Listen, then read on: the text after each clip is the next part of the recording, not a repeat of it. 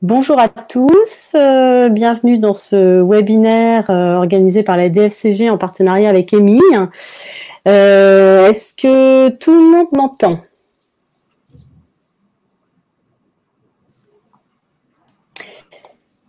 Alors, j'entends personne. Je crois que tout le monde n'est pas encore arrivé, donc on va...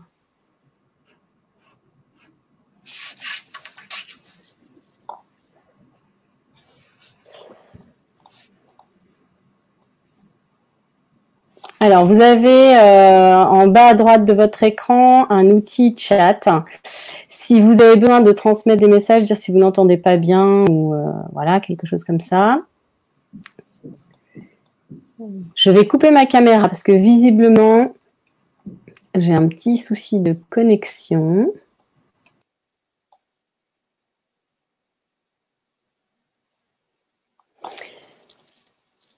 Alors, donc je disais, en bas de l'écran, vous avez un outil de chat sur lequel vous pouvez envoyer un message si toutefois vous ne voyez pas très bien ou vous ne nous entendez pas très bien, et surtout si vous avez des questions à poser pendant le webinaire.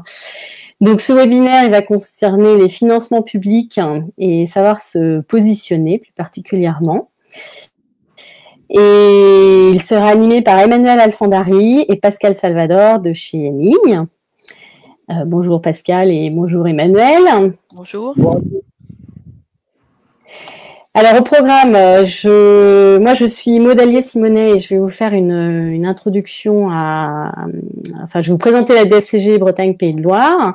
Et puis ensuite, Emmanuel et Pascal prendront la main sur une présentation un petit peu de l'histoire récente des politiques et des financements publics, le dispositif PIA 4, un petit focus là-dessus, et puis l'imbrication dans France 2030, et puis après on fera un petit focus sur où en sont les dispositifs sur les régions Bretagne et Pays de la Loire, et puis un petit retour sur les bonnes pratiques et les retours d'expérience. Voilà, donc je vais vous présenter la DFCG, Bretagne Pays de Loire. Alors je crois qu'une grande partie d'entre vous êtes membre, mais des fois c'est pas mal aussi de se rappeler un petit peu ce qui se fait à la DFCG, et quelquefois on oublie quelques petites fonctionnalités. Donc la DFCG, bien c'est une association qui a pour mission d'accompagner en fait les membres dans le perfectionnement et le développement professionnel, à la fois d'un point de vue personnel et d'un point de vue carrière, et puis en proposant en fait des espaces d'échange et de partage de bonnes pratiques, à la fois d'un point de vue local et plus régional et national également. Comme c'est une association, la gouvernance s'articule avec l'Assemblée générale, le conseil d'administration et le bureau exécutif et son président. Et il y a aussi un comité consultatif et scientifique qui viennent en appui de ces trois instances-là. Voilà, un petit rappel de ce que ça apporte d'être membre de l'association DFCG. Bien avant tout, c'est pour échanger, pour s'informer, se perfectionner et puis aussi promouvoir les métiers de la finance. Donc pour échanger, eh bien on a environ 23 groupes thématiques par métier, par pratique, etc. On a 5 événements nationaux, dont notamment le Financium, les assises des services publics. Voilà, on a des rencontres locales qui sont organisées, je vous présenterai tout à l'heure les 8 pôles de la région Bretagne-Pays de Loire. En fait, l'objectif, c'est d'avoir des événements dans chacun des pôles. Et puis, on a également un réseau social qui s'appelle Workplace et qui permet d'un petit peu de partager les expériences, de lancer des demandes de conseils, d'échanges de bonnes pratiques avec ses pairs. Donc ça, c'est pour toute la partie échange. Toute la partie information, on a un blog Voxfi. On édite également le mensuel Finance et Gestion. Vous pouvez accéder à 400 conférences sur toute l'année en ligne, et puis des webinaires réguliers sur l'actualité. La DFCG, c'est aussi pouvoir se perfectionner, donc avec des formations. Vous avez une session gratuite par an, vous avez des tarifs préférentiels, des possibilités en formule inter et intra, et puis une base documentaire de plus de 700 publications et replays. Voilà, pour promouvoir également les métiers de la finance et du contrôle de gestion, on a des trophées régionaux et nationaux, on a le prix du meilleur mémoire, la labellisation des DAF à temps partagé, et puis aussi une fondation pour aider les étudiants. Voilà, plus précisément ça, c'était pour la DFCG au national, auquel tous les membres ont accès à toutes ces fonctionnalités, tous ces services. La DFCG Bretagne Pays de Loire, nous sommes la plus grande région de la DFCG. Nous avons réparti les choses en 8 pôles, 8 pôles locaux qui permettent d'avoir des manifestations tous les mois en fait dans chacun des pôles. L'idée c'est d'avoir au moins un événement par mois sur des thématiques qui sont choisies par tous les membres du pôle. Souvent ce sont des échanges conviviaux, mais aussi autour d'un sujet, des partenaires qui viennent présenter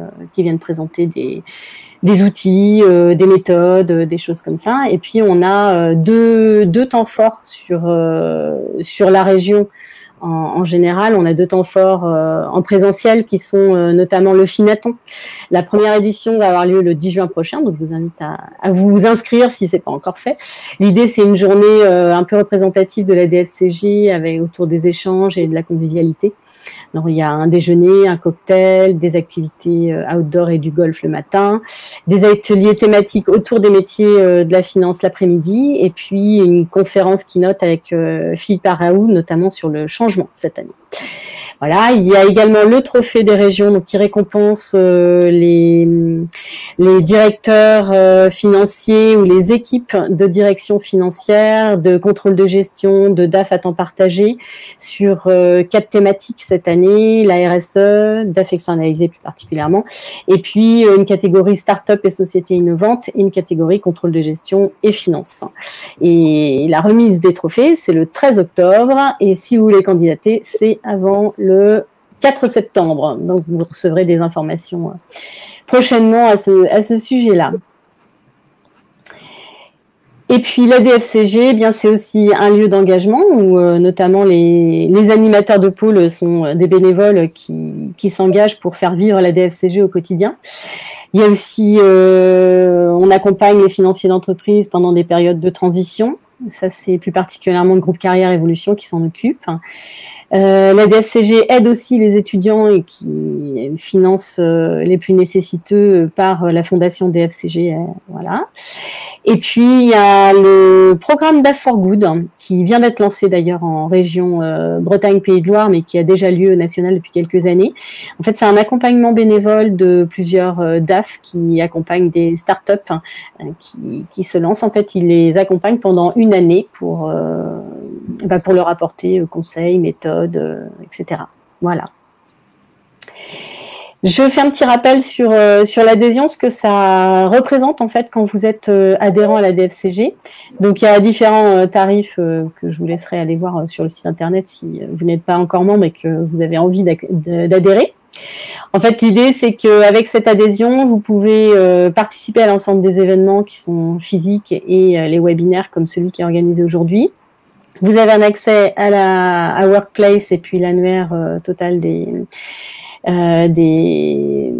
membres, des formations à tarif préférentiel. Vous avez accès aussi à l'ensemble des publications techniques, puis vous avez un tarif préférentiel sur la revue Finance et Gestion.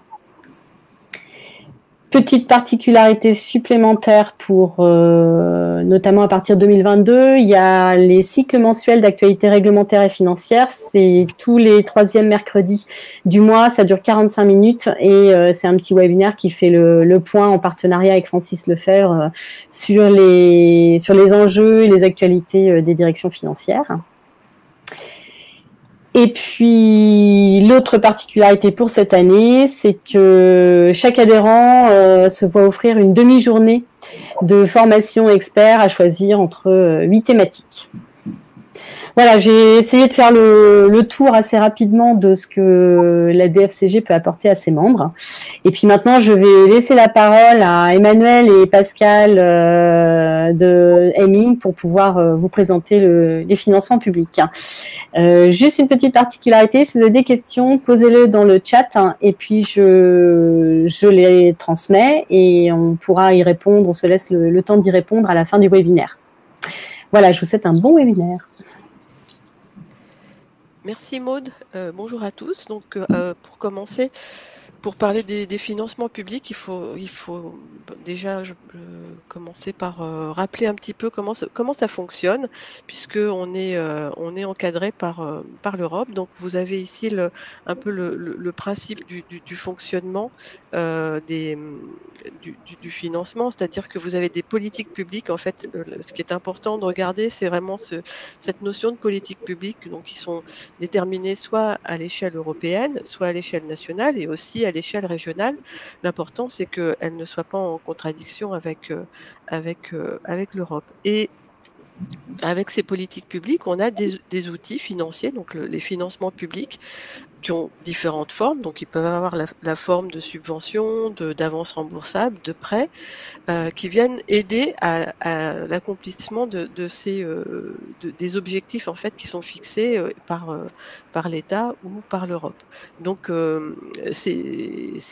voilà, c'est le dessin de gauche où vous avez donc des guichets qui sont déterminés. Donc après, ceux que vous connaissez peut-être déjà ça peut être PPI France, l'ADEME ou le Conseil régional. Si vous avez déjà fait des demandes.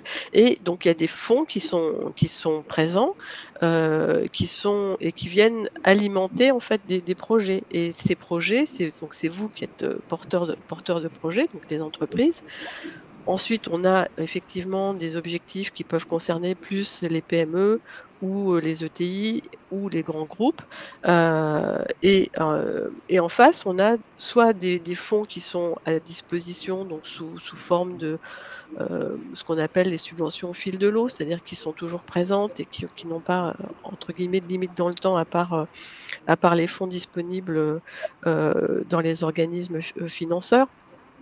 Ou des appels à projets. Donc les appels à projets sont plus spécifiques, avec des cahiers des charges très détaillés et avec aussi une durée de vie plus limitée. Donc c'est il faut être plus attentif en fait sur le fait de se positionner par rapport à ces appels à projets qui sont de plus en plus nombreux avec les nouvelles politiques publiques qui ont suivi en particulier la pandémie. Et on voit aussi, c'est que ce qui est particulièrement subventionné, au-delà des projets liés à tout ce qui est énergie, vous avez tout ce qui peut être lié à la compétitivité et à l'innovation. Donc il faut qu'il y ait des vrais projets qui soient en lien, qui portent sur ces sujets pour être porteurs.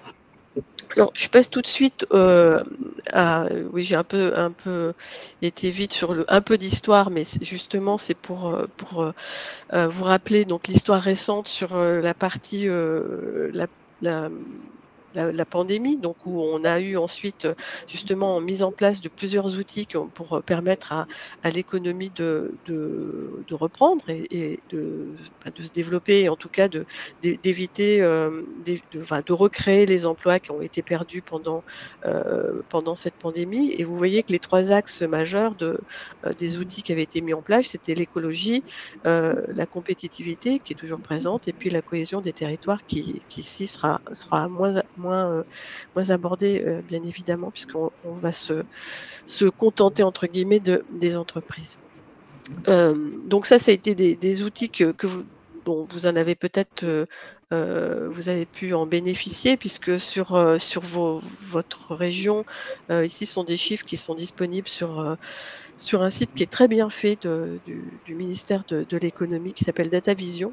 Vous avez justement une vision sur l'ensemble des projets portés et subventionnés dans le cadre des appels à projets qui avaient existé par le passé. Donc vous en aviez un à l'échelle national qui était le plan de relance pour l'industrie qui concernait 5 secteurs en particulier, qui étaient l'automobile, l'aéronautique, l'agroalimentaire, le nucléaire, la santé et l'électronique. Et puis vous aviez un dispositif à l'échelle territoriale qui était l'investissement industriel dans les territoires.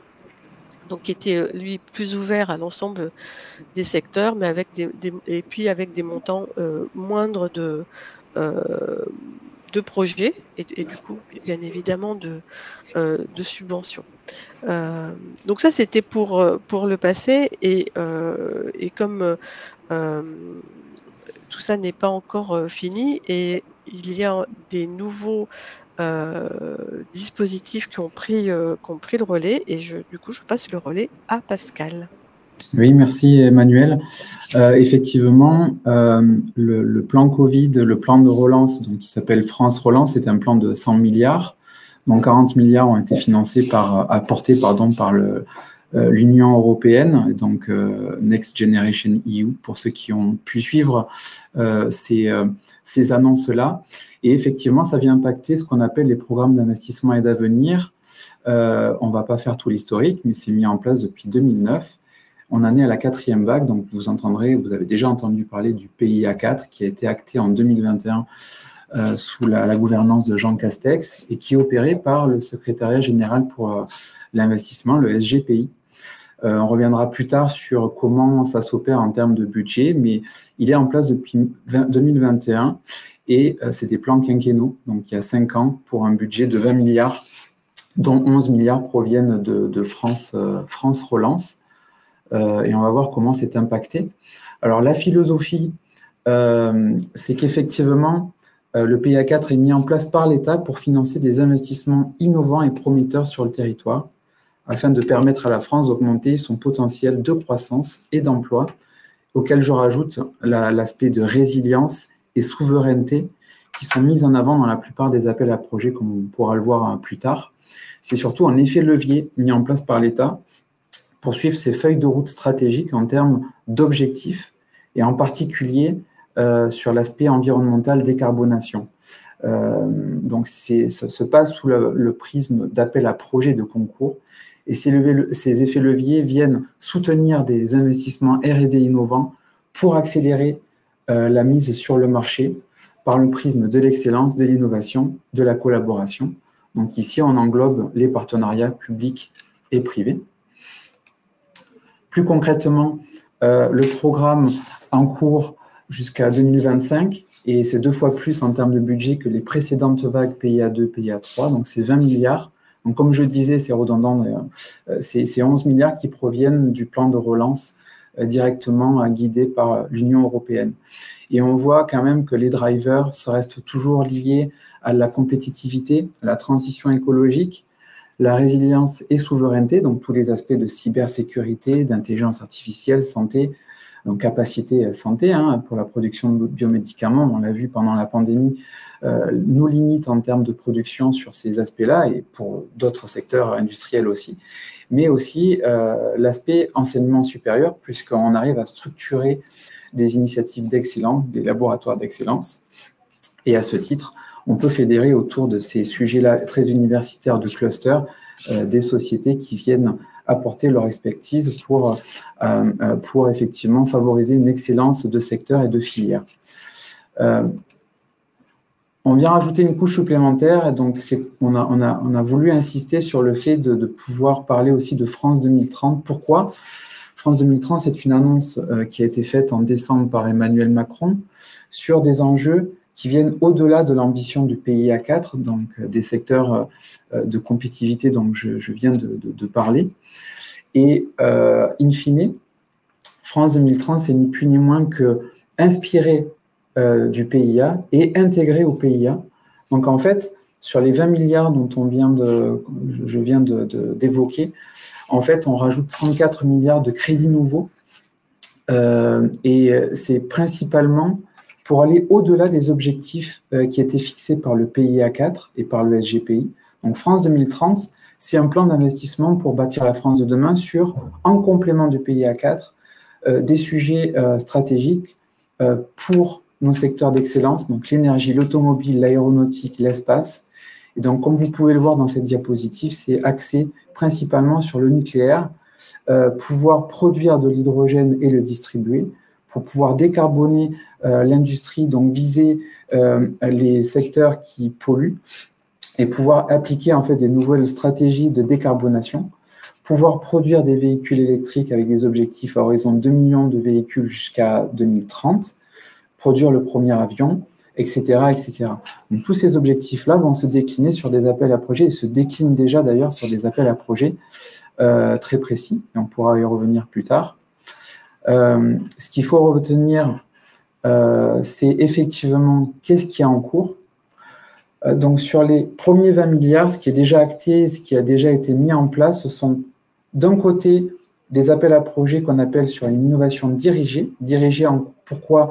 C'est en faveur de quelques filières industrielles et technologies d'avenir, et elles sont listées via des stratégies d'accélération. Je ne vais pas toutes les évoquer, mais effectivement, on a le menu qui se retranscrit soit par des appels à manifestation d'intérêt qui ont déjà eu lieu et qui sont fer de lance en fait, d'appels à projets beaucoup plus précis sur les thématiques qui sont indiquées.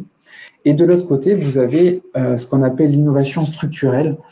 Il y a deux thématiques, il y a des aides à l'innovation, et vous allez voir des aides BPI, par exemple, ou des concours à l'innovation, donc iPhD, iLab, iNov, des projets beaucoup plus matures industriels qu'on appelle IDEMO, donc c'est la démonstration industrielle en vue d'une commercialisation, mais aussi, on y reviendra plus tard sur l'aspect régional qui vous intéresse, les PIA régionalisés.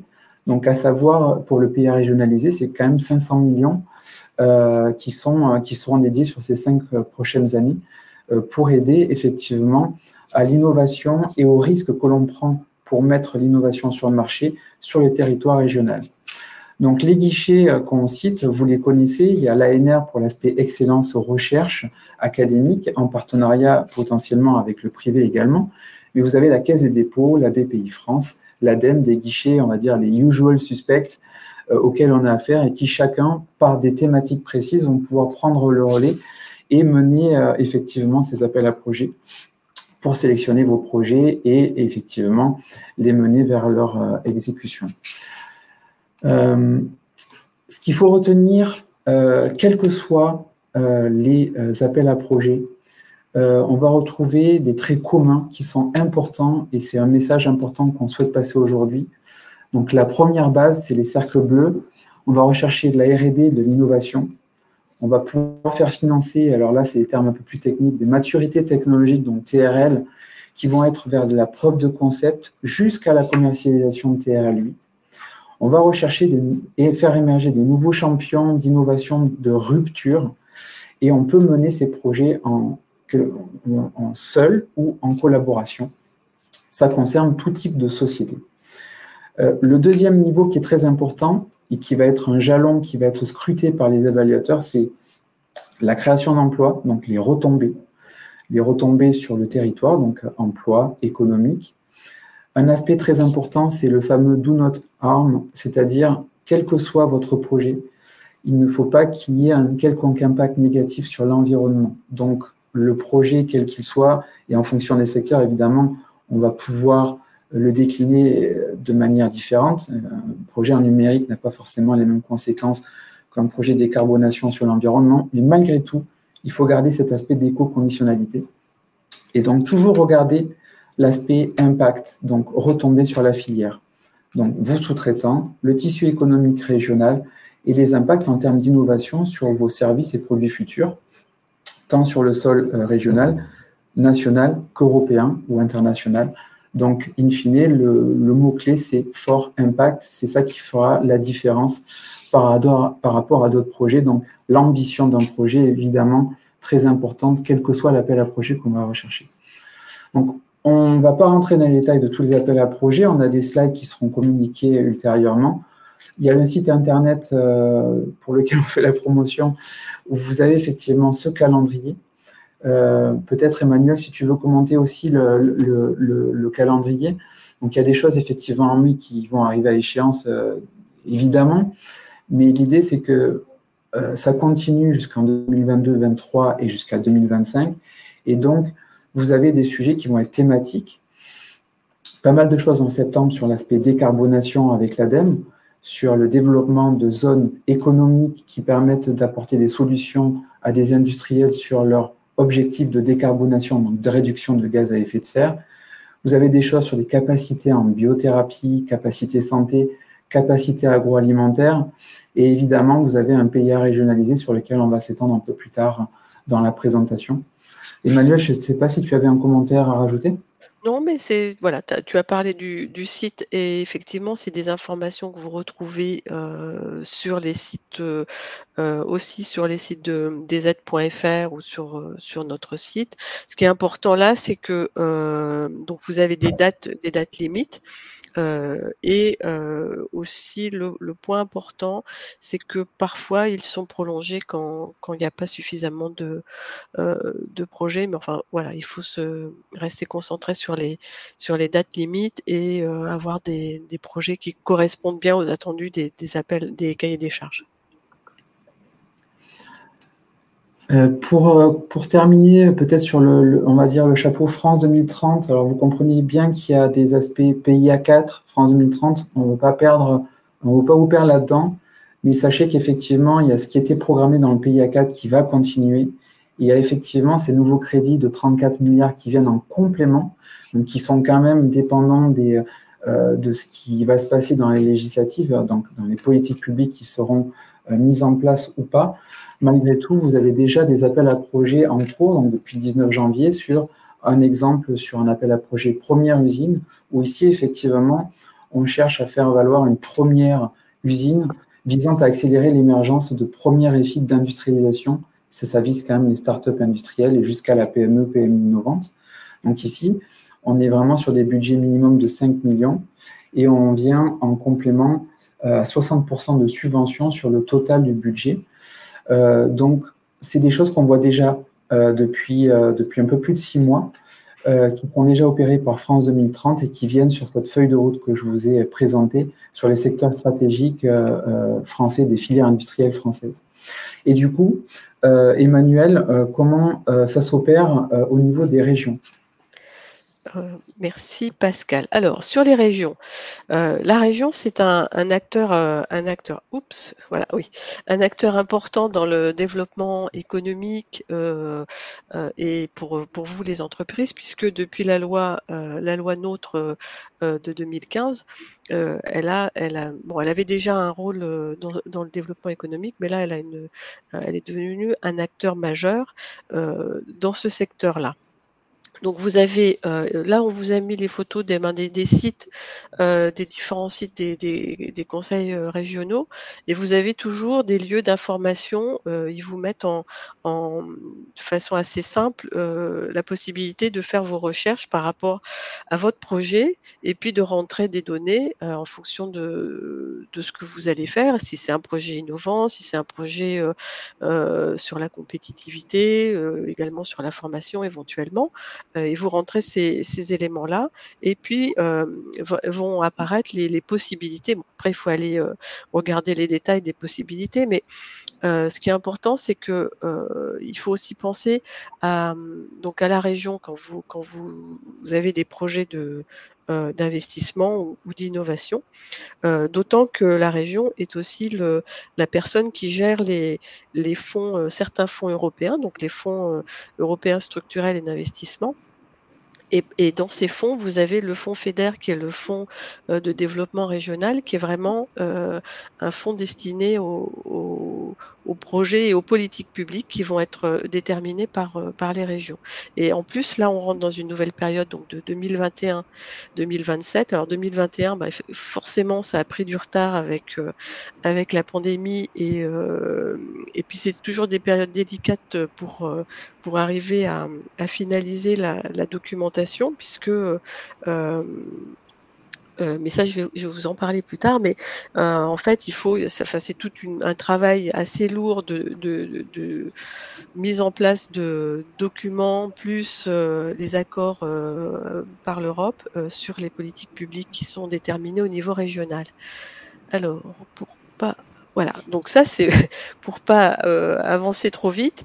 Donc sur la période, sur la région Bretagne, vous avez ici donc l'existant, les dispositifs que vous retrouverez donc sur le site du Conseil régional de la Bretagne. Bon, il y a forcément pas tout, mais vous voyez le champ des possibles aujourd'hui sur l'innovation, donc qui peut prendre la forme d'avance remboursable ou de subvention, mais qui peut aussi prendre la forme de conseil. Donc, ça, c'est pour vous accompagner dans vos réflexions sur l'innovation. Puis vous avez d'autres dispositifs assez spécifiques.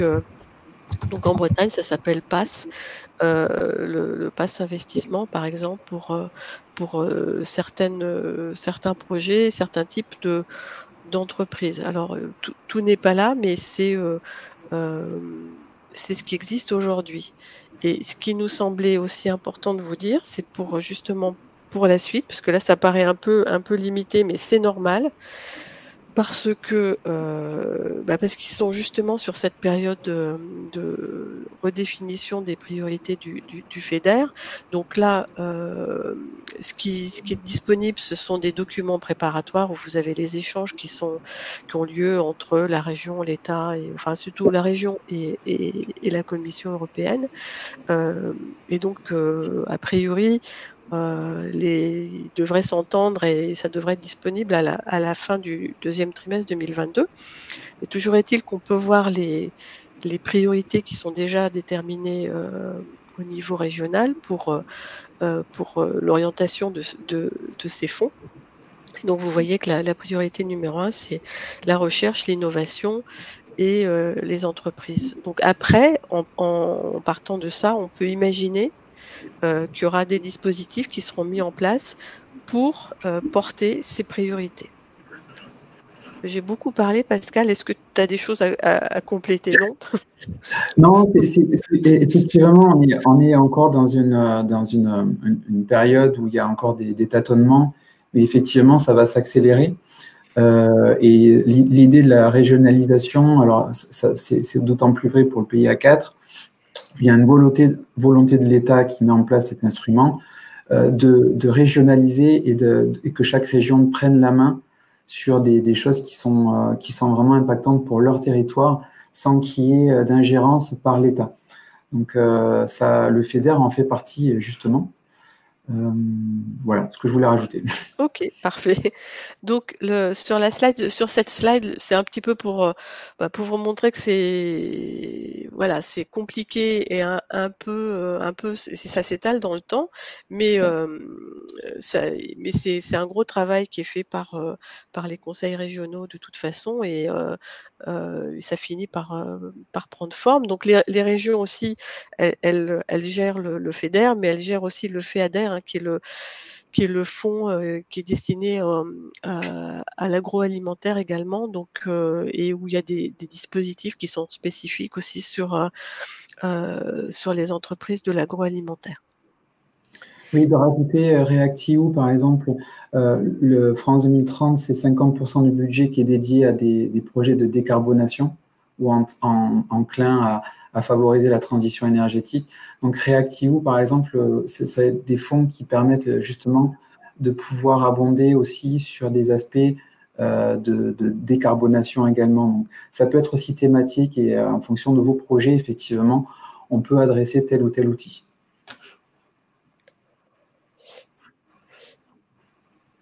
Donc ici, oui, c'était donc le programme. Donc là, c'est encore les drafts en quelque sorte. Et vous aviez donc l'action 116, accompagner les projets industriels innovants. Donc ça va être une priorité, ou en tout cas une action qui sera mise en œuvre, mais on ne sait pas encore sous quelle forme par votre région. Et puis c'est pareil, l'objectif numéro 2, renforcer le potentiel productif de la région, de la Bretagne, pardon. C'est un objectif, mais ensuite, ce qu'il faudra surveiller, c'est comment ce sera mis en musique, comment ce sera mis en œuvre et avec quels outils. Alors voilà pour la Bretagne. Sur les Pays de la Loire, bah, finalement, c'est un peu le même esprit. C'est que vous avez des dispositifs qui sont très, axés, innovation. Donc je vais repasser la main, à Pascal pour parler de ça. Oui, bien sûr. Alors, comme l'a dit Emmanuel, chaque région va avoir ses propres priorités. Les priorités pour le Pays de la Loire, elles sont indiquées dans la partie gauche de la slide. Donc, effectivement, chaque région, ses spécificités. Et effectivement, comme on l'a pu le voir sur la région Bretagne, vous avez une forme de branding, entre guillemets, des outils qui sont mis en place par la région. Et effectivement, on va avoir tendance maintenant à avoir une généralisation du même marketing, entre guillemets, sur le pays A4 régionalisé. On va rechercher des projets d'innovation, donc projets individuels, et des projets de filière, comme on le comprend, qui impactent une filière en collaboration. Et ça concerne tout type de société.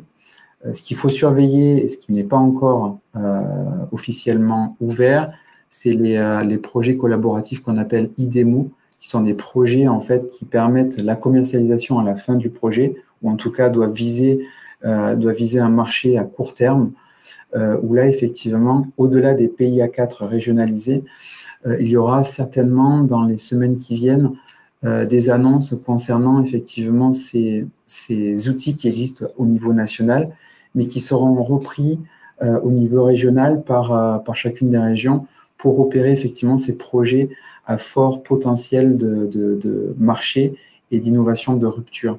Donc là, encore une fois, c'est pareil, on retrouve des choses beaucoup plus complètes sur les sites de chacune des régions. Et vous voyez, l'idée, c'est toujours pareil, on est sous forme d'avance remboursable, subvention, selon la taille de l'entreprise. Ça, c'est toujours pareil, sachant que plus on a une entreprise de taille importante et moins on va être aidé sous forme de subvention. Donc, on reste quand même là-dessus. Malgré tout, il y a une volonté de l'État et des régions d'augmenter la part de subvention malgré tout. Donc, tout ce qui va être payé à 4, c'est ouvert jusqu'à décembre 2022. Donc, c'est au fil de l'eau et c'est toujours en discussion avec la région. Donc, ça, c'est aussi quelque chose d'important. Et effectivement, au-delà de ces projets individuels et ou collaboratifs, on a toujours aussi des choses qui ont attrait au fonds d'investissement, donc savoir que les régions peuvent aussi abonder, ou la BPI notamment, sous forme de capitaux sur certains outils, notamment des outils très industriels. Donc de sites de croissance, donc de création d'emplois à forte capacité de création d'emplois. Voilà ce que je pouvais dire sur les pays A4. Ton côté, Emmanuel. Donc je reprends sur le FEDER, donc en région Pays de la Loire. C'est un petit peu la même situation que en Bretagne. Donc ils sont encore en train d'échanger avec la Commission européenne. Donc des projets ont été transmis. Peut-être avez-vous participé aux réunions de consultation puisque ça c'est quelque chose qui est pratiqué maintenant de façon très courante en région justement pour avoir l'avis des entreprises sur leurs besoins, les objectifs. Simplement donc le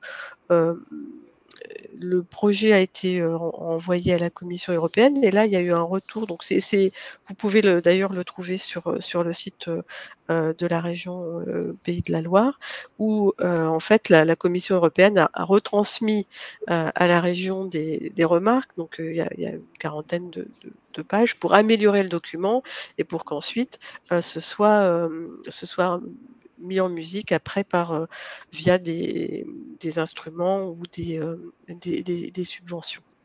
Ce qui est important de noter aussi, c'est que, comme l'a souligné Pascal, on a de plus en plus de fonds d'investissement dans toutes les régions de France et qui agissent via des participations dans les entreprises. Et ça, c'est quelque chose qui pourrait se développer à l'avenir.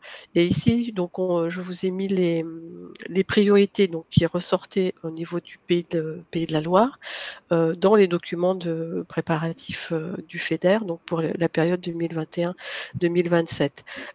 Ce qui est important aussi, c'est que si vous avez un projet qui est en train de se dessiner plus que, disons, de façon assez certaine, et que bon, pour l'instant, il n'y a pas de dispositif correspondant. Si c'est des projets d'investissement avec des emplois, avec de l'innovation, etc. Je vous ai mis le lien en dessous. Il ne faut pas hésiter à prendre contact avec le conseil régional, puisque il vous indique que il est possible de faire des pré-demandes. Donc vous avez le lien en dessous, et ça c'est important. Et du coup, je crois que ça fait le lien avec la méthodologie, puisque nous, ce qu'on conseille fortement quand vous avez un projet assez en amont, hein, il faut surtout pas avoir passé commande, et c'est parce que ça, ce sera rédhibitoire, mais quand vous commencez à avoir votre projet qui se dessine, que vous avez un peu fait le tour des possibles subventions, il faut surtout pas hésiter à prendre contact avec les élus, avec les organismes financeurs, de votre région. Donc typiquement le conseil régional, si vous pensez que ça puisse leur correspondre, en tout cas à leurs attentes et à leur positionnement. Et puis surtout, toujours bien penser à votre projet au regard de des objectifs définis par les politiques publiques, aussi bien nationales que régionales, et puis forcément le cahier des charges sur les dispositifs que vous avez potentiellement identifiés. Ici, on vous a mis alors justement un petit mode d'emploi sur comment se questionner quand vous avez un projet qui se dessine, parce que il existe des subventions ou des possibilités de financement quand vous êtes au stade des études, donc des études de faisabilité. Donc il faut y penser, et pareil, il faut faire la démarche avant d'avoir signé quoi que ce soit, puisque c'est un principe, juridique, le principe de l'incitativité de l'aide. C'est que pour que le financeur remplisse son rôle justement de d'incitation à faire, à aller plus loin que de faire le mieux que vous puissiez, et puis surtout bien vous accompagner. Il faut que la subvention ait un rôle incitatif. Donc il faut que vous le sollicitiez avant d'avoir passé commande de quoi que ce soit, parce que sinon on va considérer que vous n'avez pas besoin de lui. Donc c'est ce principe d'incitativité, et en particulier pour ce qui est lié à l'environnement, par exemple, c'est aussi vous inciter à aller au-delà des exigences réglementaires. Donc voilà, ça c'est un peu le raisonnement, et c'est le raisonnement que vous retrouvez aussi pour les investissements, puisqu'il faut faire les demandes avant de passer commande de quoi que ce soit, pour ensuite, et une fois que vous avez déposé le dossier, que vous avez eu un signal de l'organisme à qui vous êtes adressé, qui vous dit vous pouvez passer commande, ou il faut alors ça dépend, vous avez des cas de figure différents, mais c'est en fonction de soit ils vous l'indiquent au moment où vous déposez le dossier, soit ils attendent, ils veulent que vous ayez le dossier complet. Donc bon, ça c'est encore aussi des points à suivre. Et puis voilà. Et après, il faut être en revanche en capacité de justifier des investissements que vous avez faits. Et ça c'est très important aussi, pour que vous obteniez l'ensemble des financements possibles quand vous avez été retenu par le financeur. Pascal, peut-être des points à ajouter? Bah écoute, non. Peut-être qu'on peut passer directement aux questions. C'était tout ce qu'on souhaitait vous dire aujourd'hui. On est là pour répondre à vos questions. Alors, moi, j'ai une question qui vient dans le chat, là, c'est savoir si on peut demander plusieurs subventions pour un même projet. Alors, il y a une première notion à donner immédiatement. Un financeur, quel qu'il soit, il ne souhaitera jamais financer deux fois la même chose. Donc, la question qui peut se poser, c'est s'il existe un continuum de financement par rapport à un projet et son évolution de maturité. Donc, qu'on peut segmenter un projet par rapport à la nature des activités et chacune de ces activités-là peut faire l'objet d'une demande de subvention avec la précaution que j'ai citée en préambule, c'est-à-dire éviter toute notion de double financement, à savoir aussi qu'effectivement, sur certains dispositifs, notamment IDEMO, si on est par exemple dans un projet européen qui a reçu un financement, on peut tout à fait demander un complément de financement qui n'était pas forcément prévu dans le projet européen.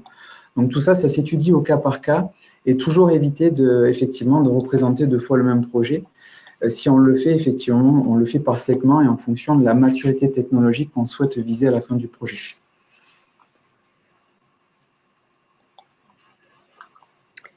D'accord. Y a-t-il d'autres questions que vous pouvez poser dans le chat avec le petit bouton en bas à droite de votre écran?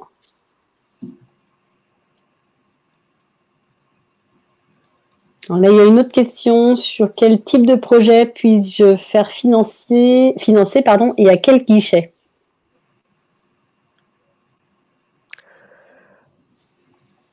Alors, dans les projets, justement, c'est un petit peu ce qu'on vous a démontré. Donc il faut un projet qui soit conséquent. En fait, changer une machine en soi, ça va pas être un projet. Après, si le changement de machine veut dire que serait lié au fait de gagner des parts de marché parce que ça va être nécessaire, parce que vous allez changer une façon de produire et puis vous allez pérenniser ou créer de l'emploi, etc. Et puis en fonction des montants, bien évidemment, des investissements, puisque tout est normé. Il faut souvent un certain montant d'investissement pour pouvoir répondre à des appels à projets ou demander des subventions au fil de l'eau. C'est ça qu'il faut voir. Il faut regarder en fait l'impact du projet que vous portez. Est-ce que c'est pour votre entreprise? Est-ce que ça va être innovant? Est-ce que ça va être positif pour l'environnement? C'est ce qu'expliquait Pascal au début avec le principe de do not significant harm, si je me souviens bien. C'est-à-dire, en fait, et ça c'est de plus en plus présent dans les dossiers de demande de financement, c'est vraiment l'impact positif sur l'environnement, donc a fortiori aucun impact négatif sur l'environnement et sur l'énergie. Et c'est quelque chose qui est de plus en plus contrôlé et où il faut avoir vraiment une argumentation construite sur ça parce que maintenant c'était déjà une exigence auparavant, mais là c'est de plus en plus prégnant. Donc des investissements qui soient aussi positifs pour l'environnement. Et puis après, il y a toute la partie innovation qui peut être aussi conséquente. Et puis, si vous avez des projets collaboratifs, ça, il faut aussi regarder. Donc les guichets, c'est ce qu'on on vous a incité. Donc ça peut être BPI France, ça peut être l'ADEME sur la partie énergie environnement, ça peut être l'agence de l'eau, les agences de l'eau quand vous avez des investissements qui sont justement liés à votre usage de l'eau. Il y a peut-être à rejeter moins de polluants et à progresser en tout cas dans votre consommation d'eau. Et puis après, vous avez des acteurs plus spécifiques comme France Agrimaire, donc sur la partie agroalimentaire. Donc ça, c'est un acteur important. Et surtout, vous avez aussi les régions, donc aussi bien pour la partie agroalimentaire, donc pour le FEADER et le développement économique via le FEDER. J'ai dû en oublier, mais c'est les principaux. Merci Emmanuel et puis Pascal pour ces réponses aux questions. Pour l'instant, je n'ai pas d'autres questions sur le chat. Peut-être que vous souhaitez faire ajouter quelque chose, tout simplement. Emmanuel ou Pascal, est-ce qu'il y a des choses Non, Bah, oui, voilà, rester vigilant et patient parce que alors il y a plein de dispositifs qui sortent au fur et à mesure, là, ce qu'expliquait Pascal, et puis il y en a d'autres qui vont sortir, mais voilà, il faut rester attentif et bien veiller à tout ce qui sort. oui, et la dernière préconisation, peut-être recommandation, c'est préparez-vous toujours le plus tôt. Euh, C'est-à-dire que bon, certains appels à projets sont au fil de l'eau, donc évidemment, ça vient aussi en discussion avec la région. Malgré tout, préparer les meetings avec la région, c'est important pour passer de suite les bons messages. Donc ça, il faut vraiment anticiper. Et sur les appels à projets avec on va dire des dates de clôture, ou qu'elles soient intermédiaires au final, effectivement, la raison, c'est plutôt de pouvoir se préparer au mieux 3 mois en amont pour pouvoir avoir des réunions officieuses avec les guichets concernés, mais aussi pouvoir bien réfléchir au projet, parce qu'il ne faut pas oublier que c'est une compétition. Donc effectivement, une compétition dit que vous n'êtes pas les seuls à présenter un projet, et donc il faut pouvoir effectivement avoir un argumentaire qui fait sens en lien avec les politiques publiques, comme on l'a dit. Donc, anticipez et n'hésitez pas à solliciter aussi de l'aide si besoin pour avoir des conseils de positionnement, parce qu'effectivement, il faut pouvoir bien choisir un appel à projet qui fait sens par rapport au contenu et au contexte de vos projets. Parfait. Bon, pas d'autres questions a priori sur le chat. Donc, eh bien, merci pour cette présentation, Emmanuel Alfandari et Pascal Salvador d'EMI. Je vous souhaite une bonne journée et puis surtout, vous allez recevoir d'ici une trentaine de minutes le lien pour le téléchargement de la présentation qui vous a été faite aujourd'hui. À bientôt. Au revoir. Au revoir, merci. Au revoir, merci.